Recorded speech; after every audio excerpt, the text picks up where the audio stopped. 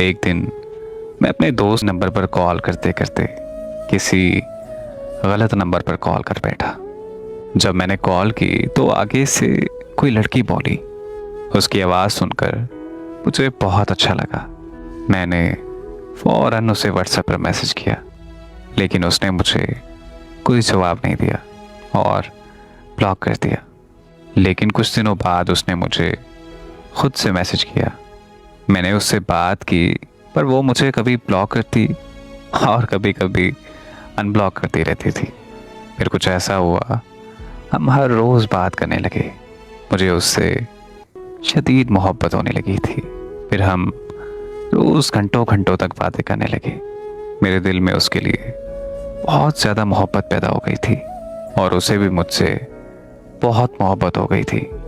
कभी कभी तो हम दोनों में झगड़ा भी हो जाता था, पर मैं उसे हमेशा मना लेता था। हम दोनों ने एक दूसरे को बस तस्वीरों में ही देखा था। वक्त गुजरता गया और ऐसे 4 साल गुजर गए। वो मुझे जब भी शादी का कहती थी तो मैं उसकी ये बात हमेशा टाल देता था, क्योंकि मैं अभी पढ़ रहा था और सेटल भी नहीं था, और मैं ये हरगिज़ नहीं चाहता था कि मैं उसे शादी करके घर लाकर तकलीफ़ों में रखूं। फिर ऐसे ही हमारे दरमियान एक दिन लड़ाई हुई। इस बार मुझे उसे मनाने में थोड़ा वक्त लग गया, लेकिन तब तक उसे कोई और पसंद आ गया था। उन दोनों की इंस्टाग्राम से बात शुरू होके व्हाट्सएप तक चली गई।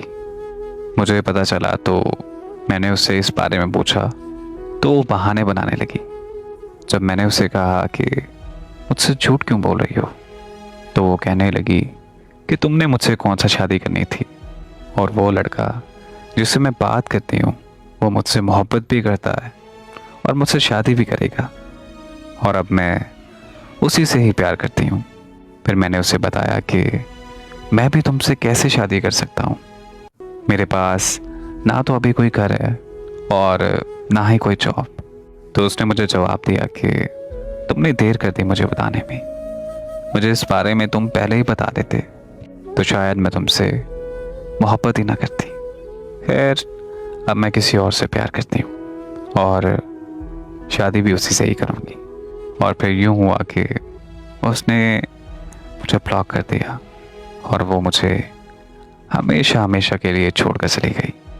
4 सालों का प्यार 1 महीने में भुला कर चली गई।